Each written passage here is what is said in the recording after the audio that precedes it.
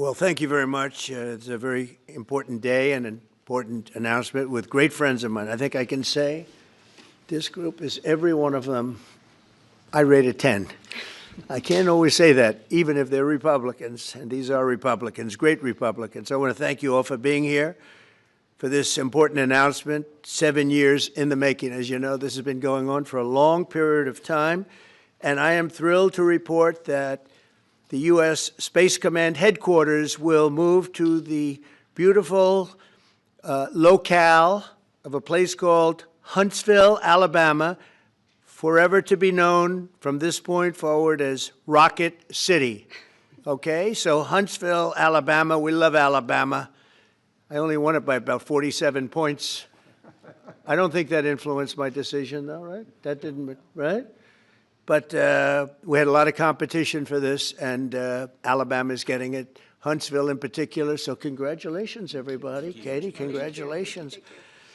This will result in more than 30,000 Alabama jobs, and probably much more than that, and hundreds of millions of dollars of investment, and that's billions, because it can't be millions, it's billions and billions of dollars.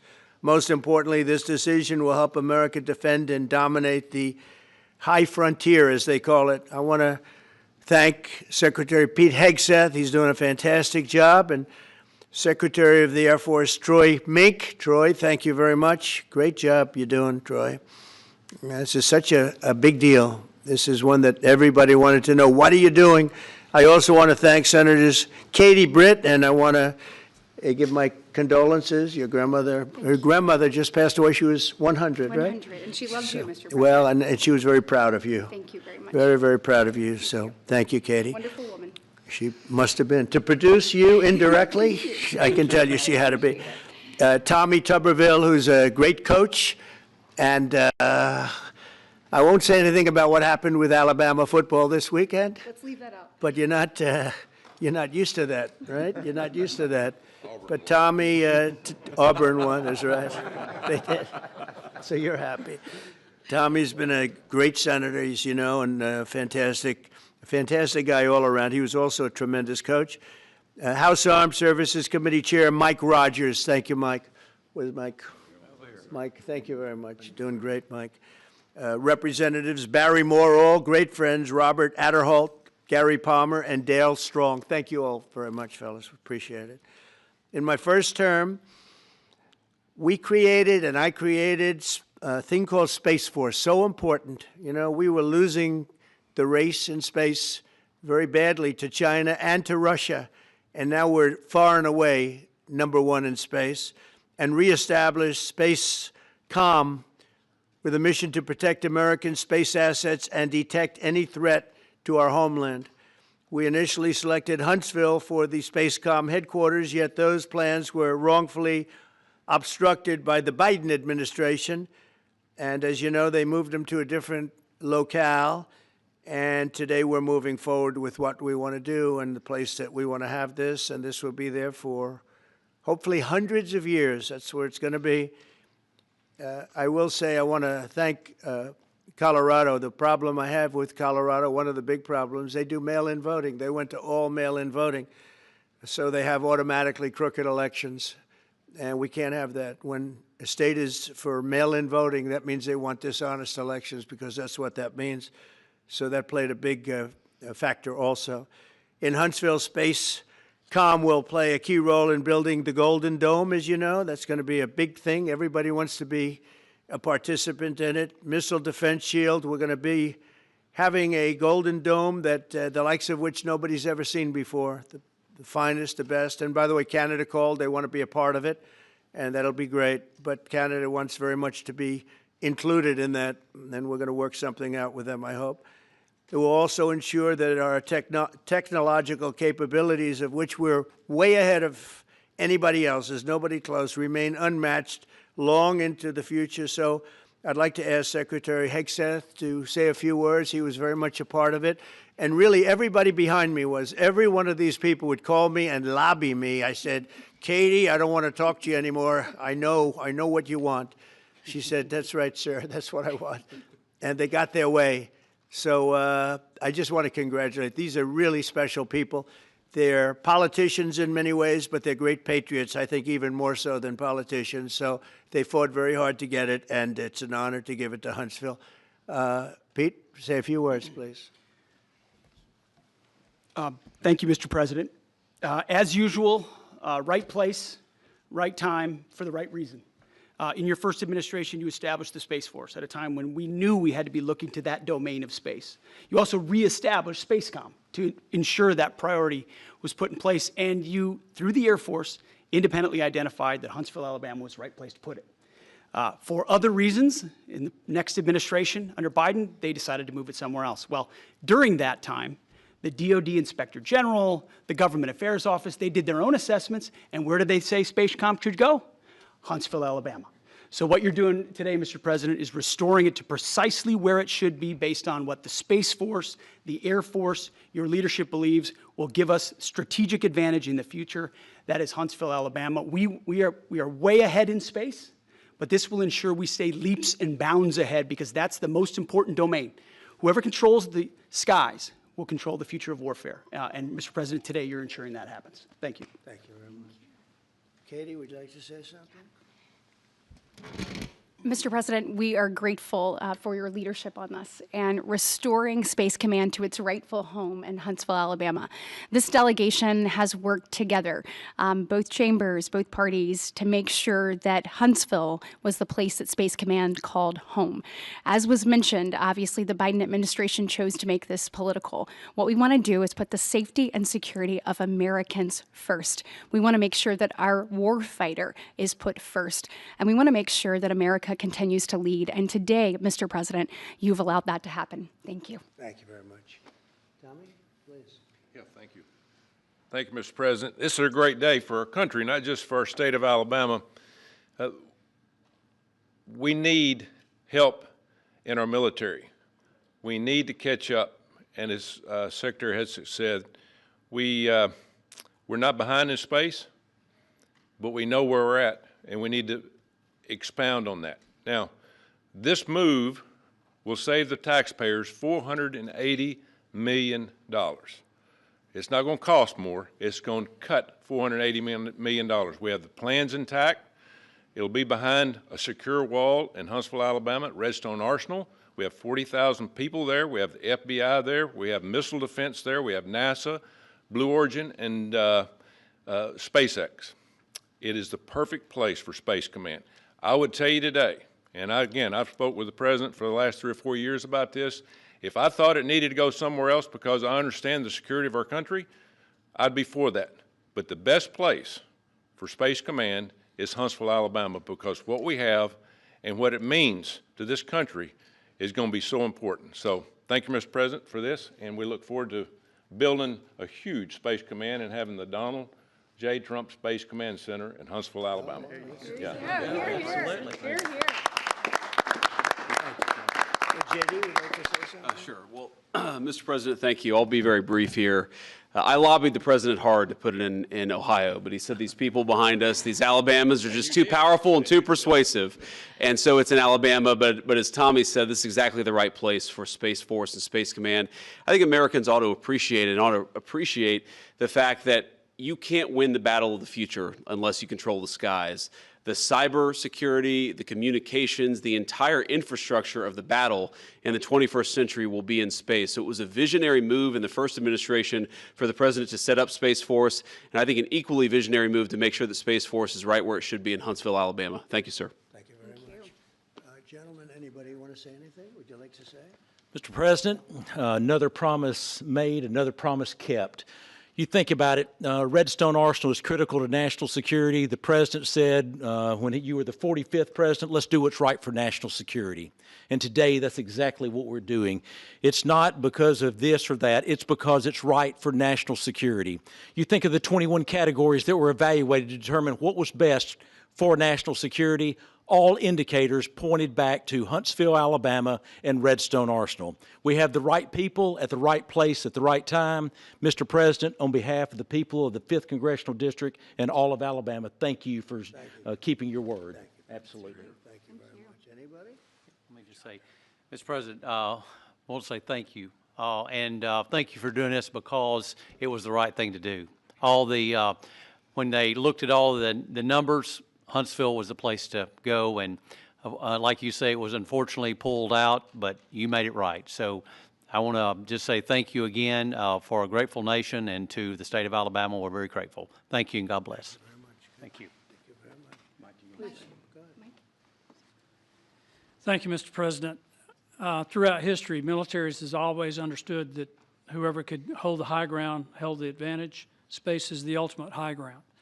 And what we're doing with moving the Space Command to Huntsville is absolutely critical to our maintaining dominance in that sphere. And it goes hand in hand with what we're trying to do with the Golden Dome and missile defense, to defend against anyone else who tries to enter that sphere. So thank you, Mr. President. Thank you very much. Please.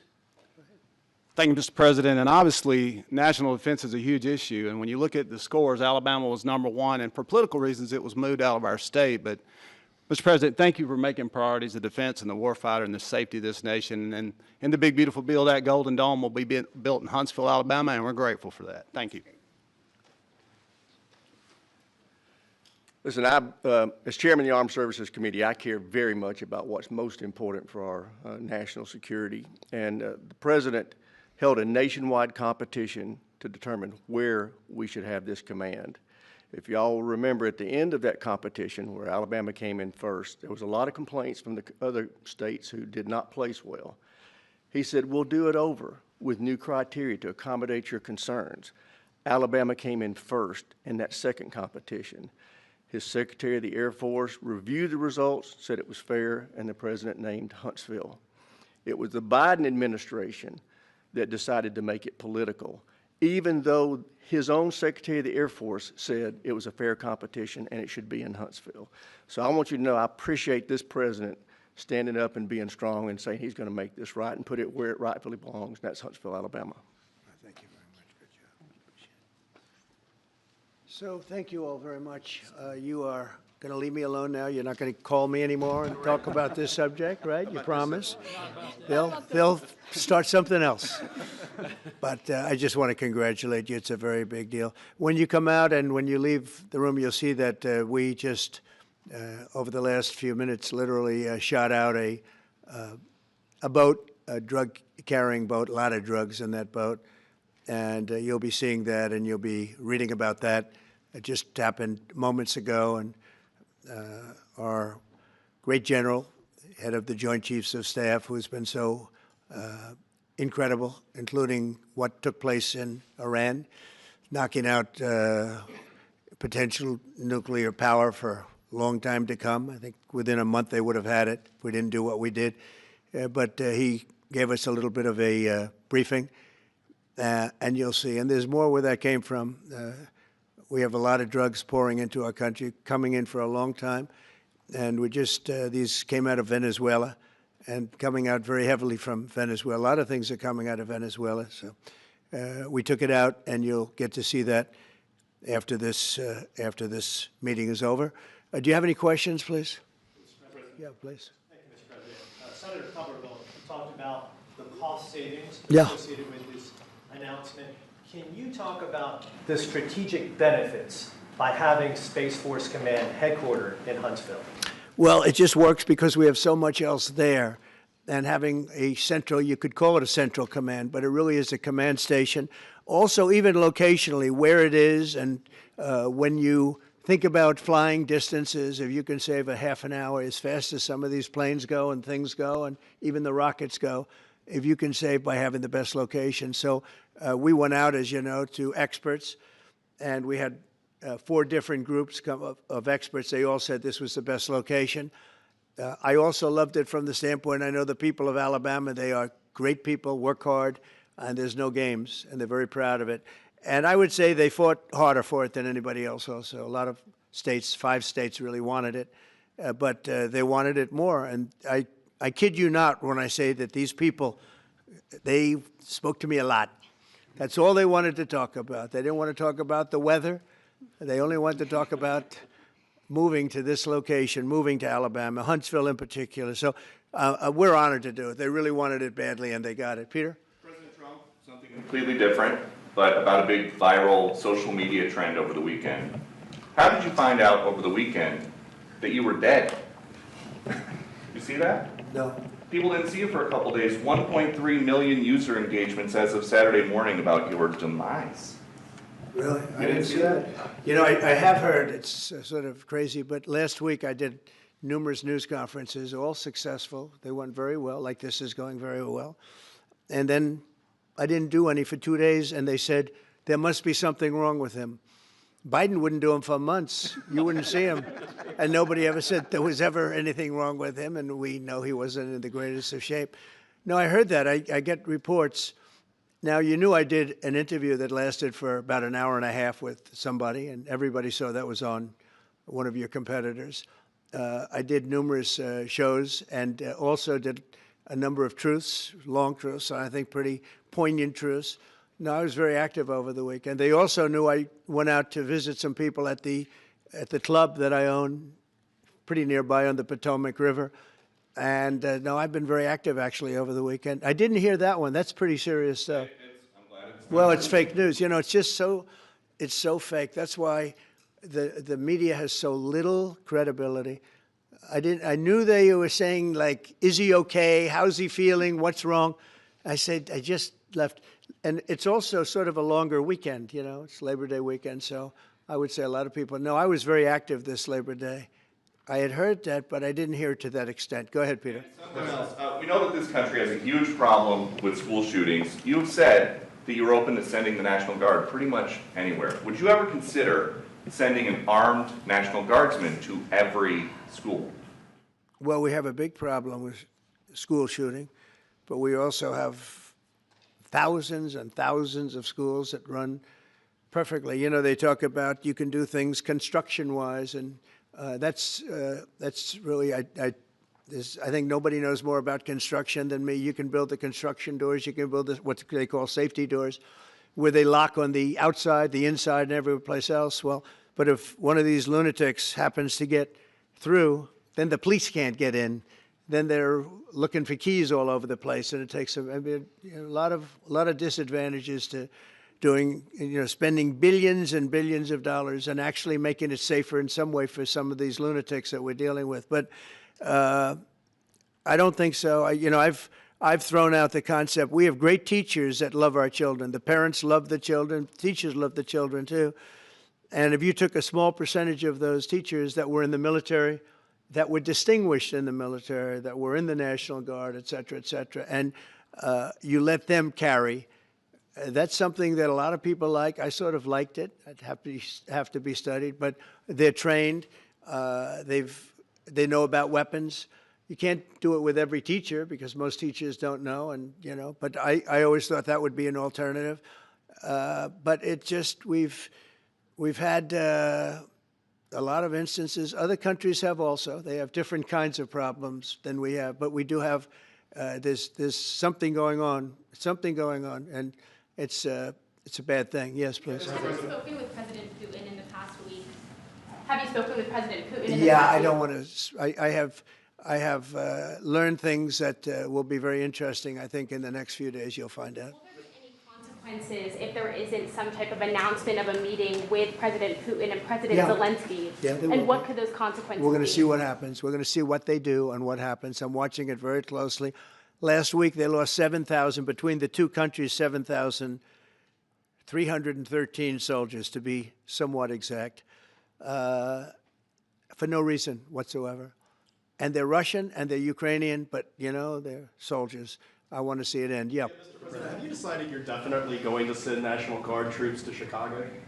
I didn't say when, but the answer is, look, Chicago's very interesting because I watched Pritzker get up and say about, we don't need help, we're safe. But 2 weeks ago, they had 6 people murdered, and they had 24 people hit by bullets. Last week, as you know, it was 7 people, 24 people hit, and 7 people died. And then over the last 2 days, that was the crown jewel. They had, I guess, 9 or 10 killed, and 50 hit with bullets. And you have this governor get up, who's a terrible governor. Probably he and Gavin Newsom would be probably the 2 worst and most naive They're naive. Either they're naive or they're very untruthful. And he'll say, we don't want any protection. We don't need. So in the last 3 weeks, he's lost almost 20 people killed. There's no place in the world, including you can go to Afghanistan, you can go to places that you would think of. They don't even come close to this. Chicago is a hellhole right now. Baltimore is a hellhole right now. Parts of Los Angeles are terrible. If we didn't put out the fires, and I mean the other fires, the bullet fires, they didn't do a good job with, they should have had the water coming down, like I said. You know, we had to release the water. We had to go in and release the water to LA. It's so badly run. But if I didn't send the National Guard into Los Angeles, I would be making an announcement today. I'd be talking about Huntsville, and I'd simultaneously be saying, by the way, the Olympics is not coming to Los Angeles. If we didn't do that, and even the sheriff, the top law enforcement person in Los Angeles said, we could not have handled it without them. So that's what he said. Make your mind up on Chicago, though? Well, we're going in. I didn't say when. We're going in. When you lose, look, I have an obligation. This isn't a political thing. I have an obligation. When we lose, when 20 people are killed over the last 2.5 weeks, and 75 are shot with bullets. So let me tell you a little story about a place called D.C., District of Columbia, right here where we are. It's now a safe zone. We have no crime. It's in such great shape. You can go and actually walk with your children, your wife, your husband. You can walk right down the middle of the street. You're not going to be shot, Peter. You're safe. Everyone likes you anyway. They probably wouldn't do it. But it's so dangerous. And there are people in this audience that you've suffered greatly. There are people in this audience that have been mugged and hurt badly, and they don't want to talk about it. Maybe you were very brave in talking about it. You made quite an impression on a lot of people. I appreciate it. But there were other people in this room that have been hurt very badly just walking down the street in D.C. Washington, D.C. is a safe zone right now. It's a safe city. The restaurants are open. They're booming. You can't get a restaurant. New restaurants are announcing that they're going to be open. This took place in 12 days. Now, it's 15 days, but 3 days ago, it became what's known as a safe zone. It's a safe city. And this city was really bad, really, really bad. We took 1,600 people out, hardcore criminals that will not be coming back anytime soon. And we're very proud of it. You know, to have our nation's capital lose every week. You know, it was like years, many years, where every single week, somebody was killed for many, many, many consecutive weeks. This went on for years. And then we had, last week it was announced that nobody was killed last week. And I made that announcement in front of a very distinguished leader of a country. And I'm saying proudly, ladies and gentlemen, nobody was killed in Washington, D.C. this week. He looked at me like, what's that all about? I say, yeah, we have a little bit of a crime problem. And we don't have a crime problem in Washington anymore. And the mayor has been very helpful, and the police commission has been very helpful, and it's been a great team. And I would love to have Governor Pritzker call me. I'd gain respect for him and say, we do have a problem, and we'd love you to send in the troops, because you know what?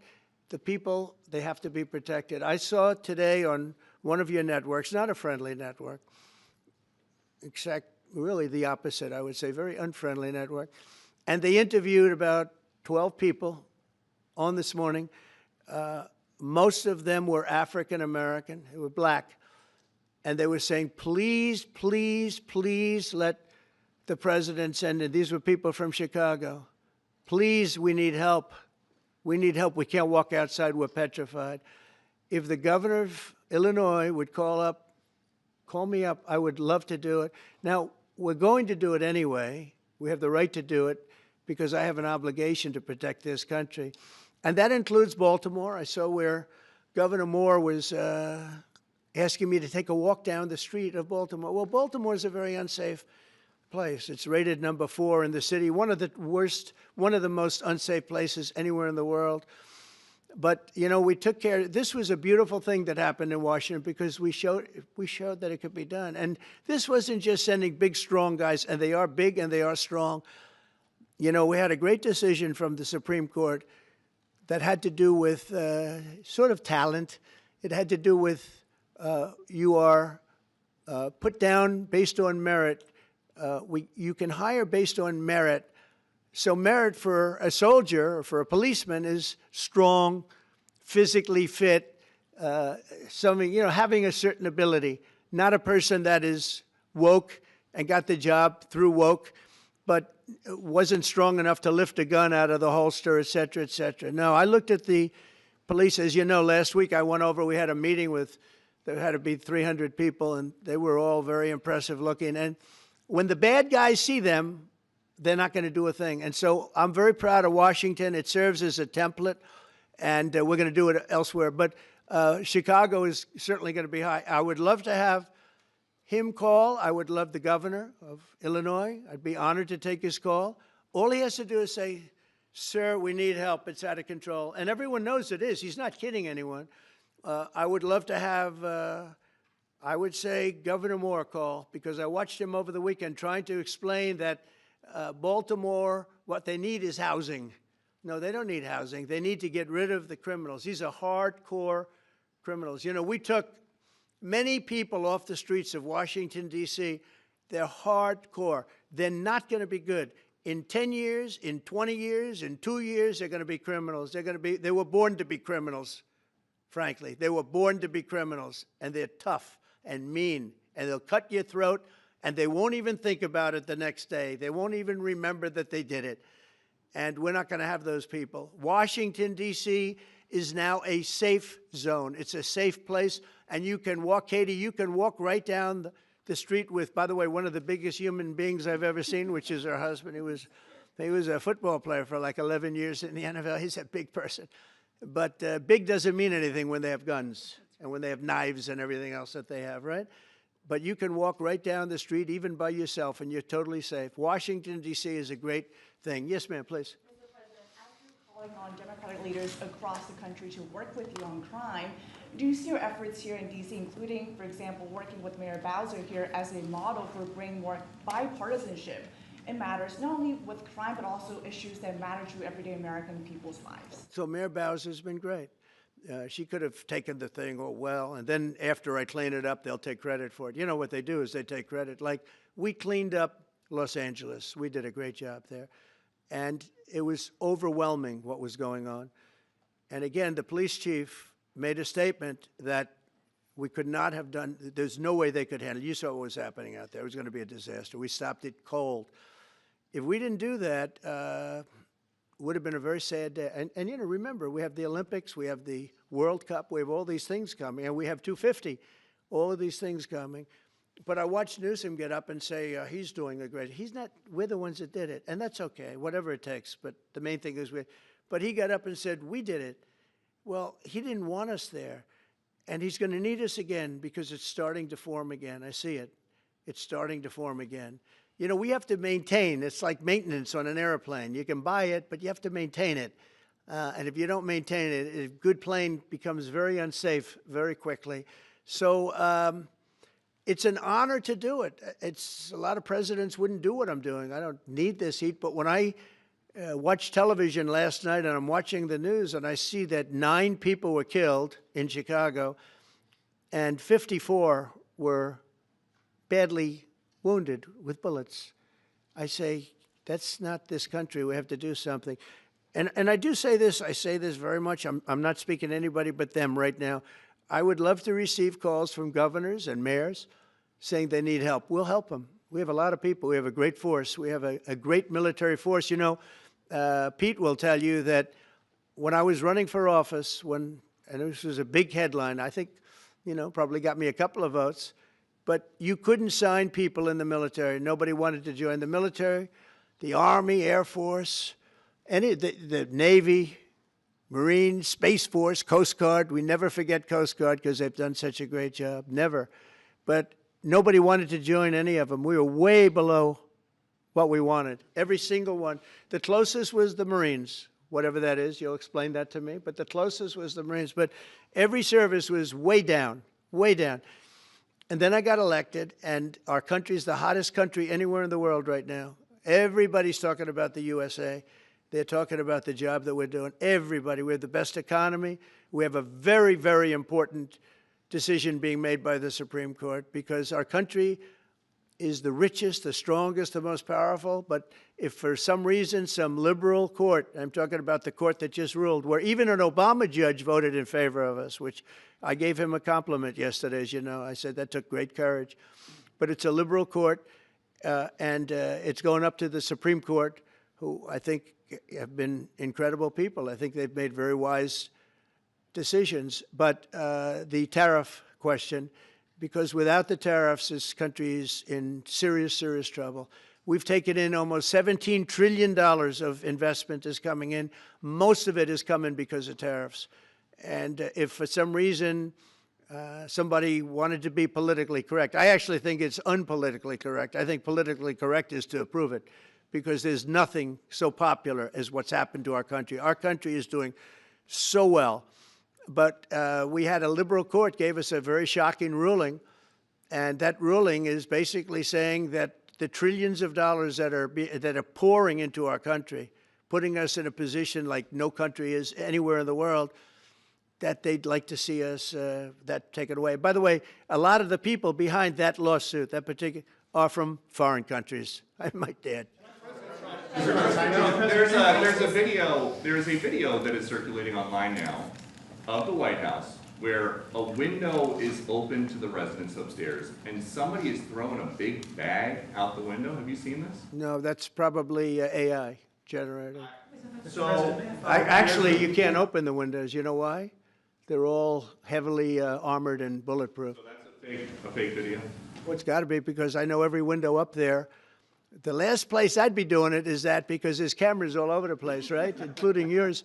No, but every window, I've never seen a window that's, in fact, my wife was complaining about it the other day. She said, love to have a little fresh air come in, but you can't. They're bulletproof.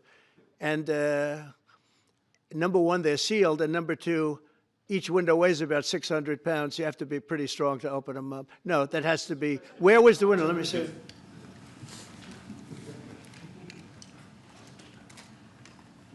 maybe from the renovations? Which is the window? It looks like this is on the 15th Street side, I think. Yeah. So right here. Yeah, those windows are sealed. Those windows are they're all sealed. You can't open them. What you were saying regarding the federal. It's the kind of thing they do. And one of the problems we have with AI, it's both good and bad. If something happens really bad, just blame AI. But also they create things, you know, it works both ways. If something happens that's really bad, maybe I'll have to just blame AI.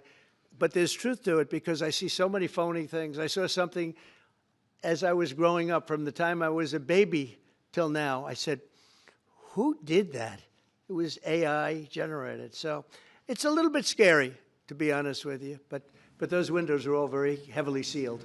Thank you, Mr. President. I want to follow up with what you were saying regarding that federal appellate court that ruled against you and your administration as it relates to your ability. Well, they ruled against our country, the court, and they ruled against us before. It's a very liberal court. You called it highly partisan in your Well, social it certainly media posts. is. It certainly and is. in fact, it was along ideological lines, 7-4. Well, except that we actually got one of the Obama judges that was appointed by President Obama voted in favor of the tariffs because he felt it was imperative for our country to thrive and survive even.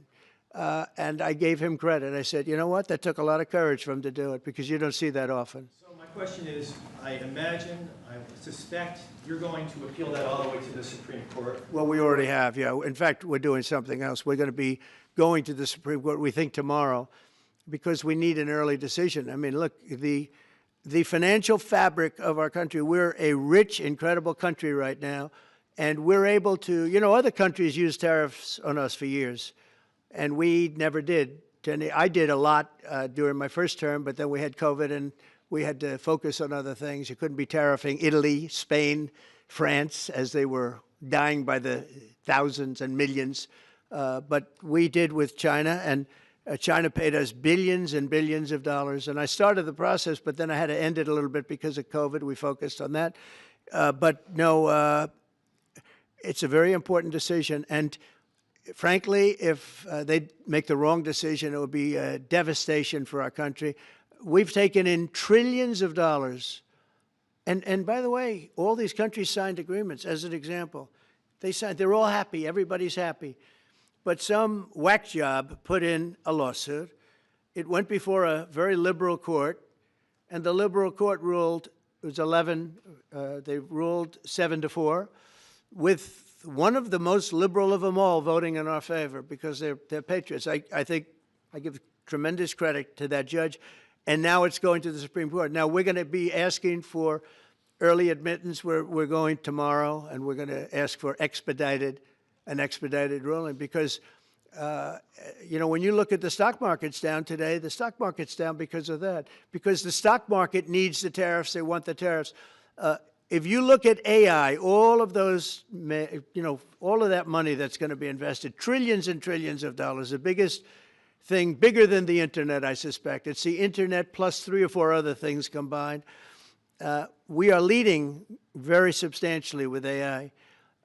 We're leading because of tariffs. We're leading because of talent, and this is where they'd like to be. But without the tariffs, we wouldn't have a chance because we wouldn't be able to protect those investments of the companies coming in. So if you took away tariffs, we could end up being a third world country.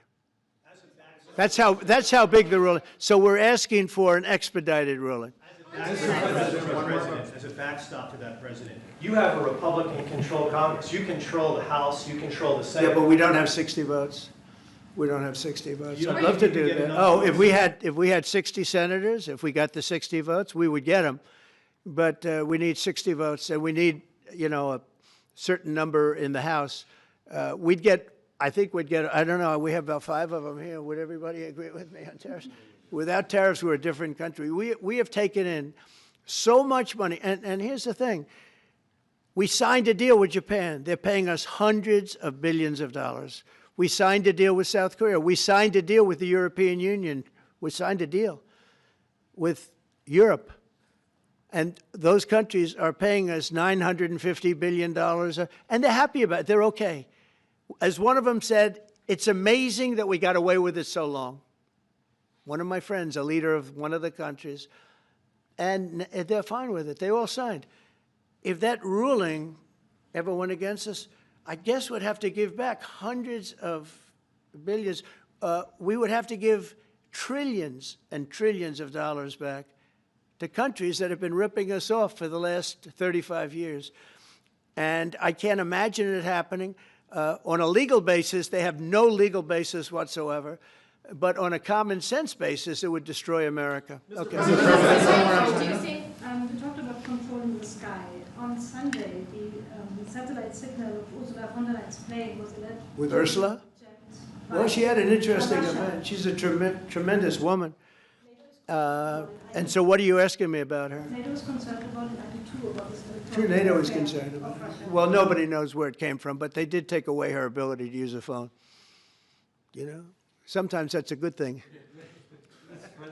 Sometimes that could happen to me. I'd be very happy. Mr. President, reducing the tariffs on India from 50%. What does that mean? Are you considering taking away some of the tariffs that you've imposed on India?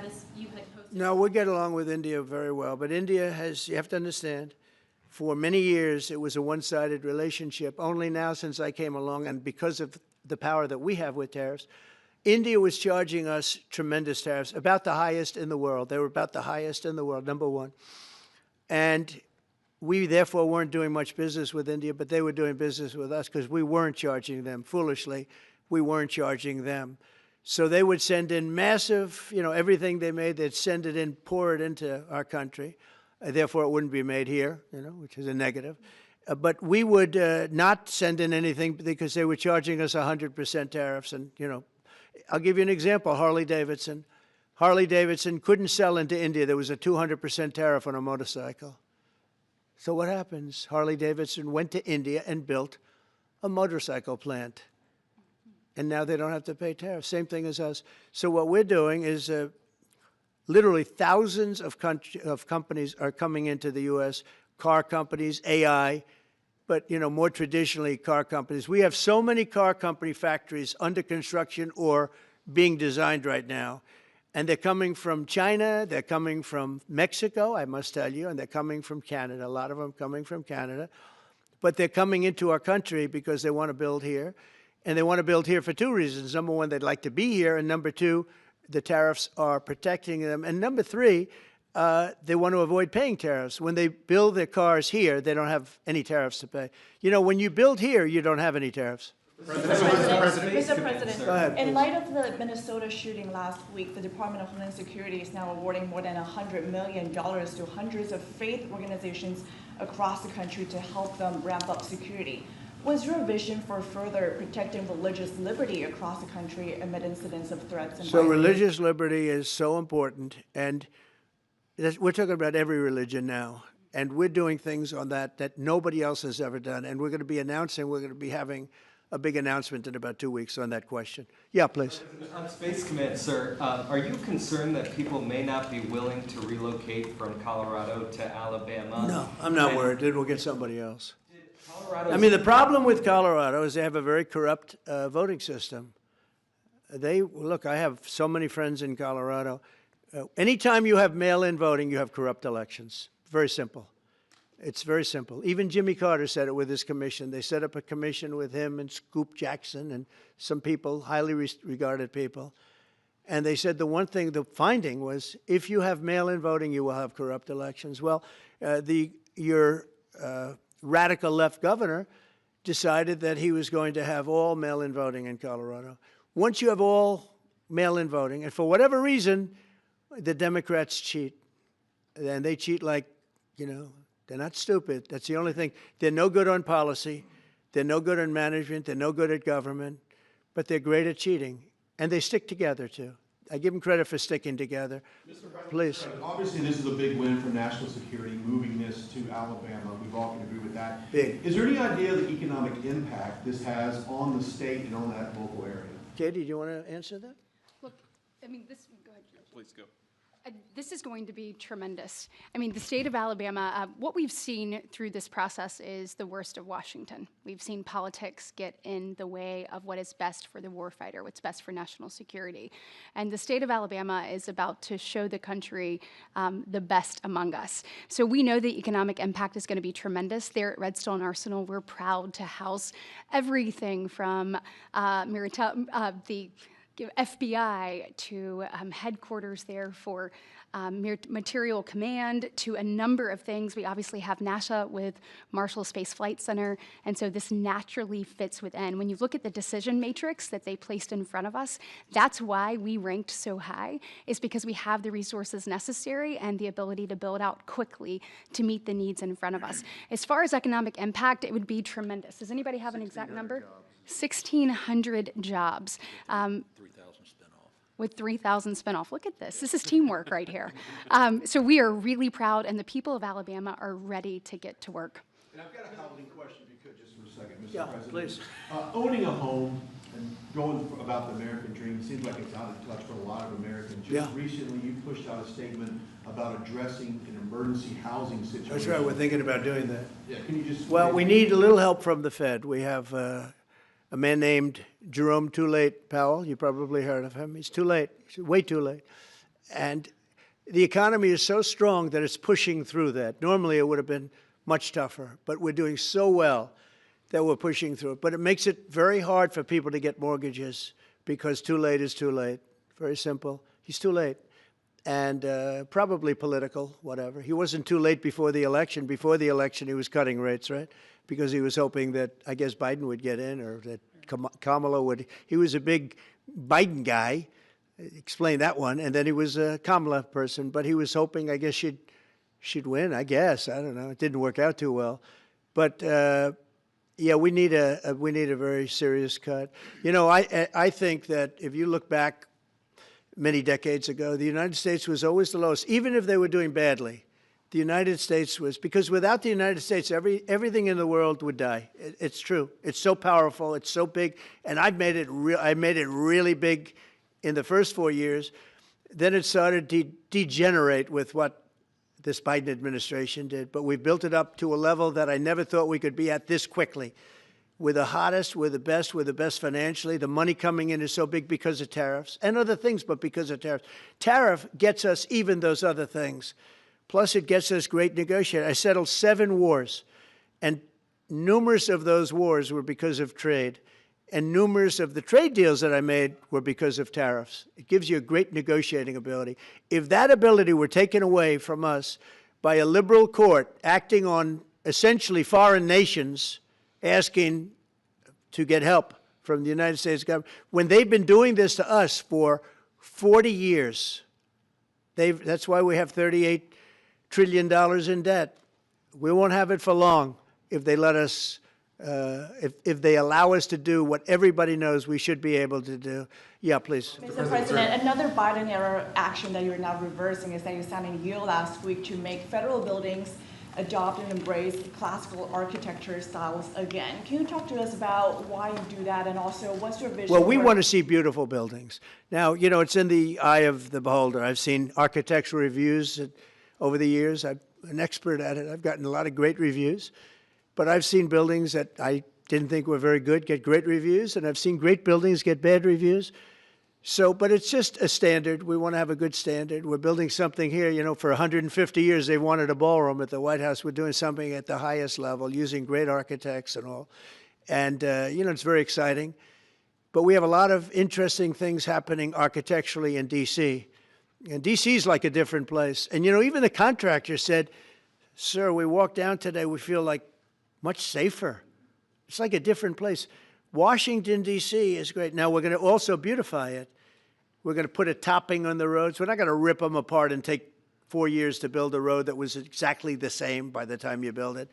But we're going to put toppings. We're going to put new medians in. We're going to get the graffiti off. We're going to put tiles up in the tunnels where the tiles are missing. We'll do the whole tunnel instead of, you know, a little area where you see new tiles, old tiles that never look too good, but they could use it. You know, they've been up for 50 years. They've served their duty. But we're going to make this within about a 20-mile radius from the White House. We're going to have this place spick and span. It's going to be crime-free, and it's going to be spick and span. It's going to be, you'll be proud of Washington again. Go ahead, please. Sir, China's having a massive military parade that President Putin and Kim Jong-un will be attending. Do you interpret that as a challenge to this? And are you concerned at all about those countries trying to be some sort of counterweight? Not at all. China needs us, and I have a very good relationship with President Xi, as you know, but China needs us much more than we need them. No, I don't see that at all, no. And I had actually a very good meeting with President Putin a couple of weeks ago. We'll see if anything comes out of it. If it doesn't, we'll take a different stance. Everyone in March today in California ruled that your deployment of National Guard troops to Los Angeles was illegal. Do you have any response? Well, it was a radical left judge. But very importantly, what did you not tell me in that question or statement that you made? Pretty much of a statement, I think. Well, I was asking for your response. No, you didn't say what the judge said, though. The judge said, but you can leave the 300 people that you already have in place. They can continue to be in place. That's all we need.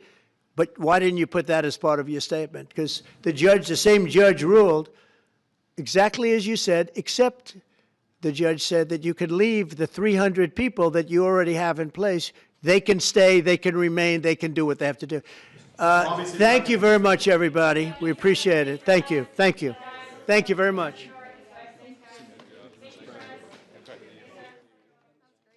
Thank you, guys. Thanks, press. Thank you. Thank you. Let's head out. Let's go, guys. Thank you. Thank you, press. Thanks, guys. Let's go. Let's go. Keep going. Thanks, guys. Thank you, press.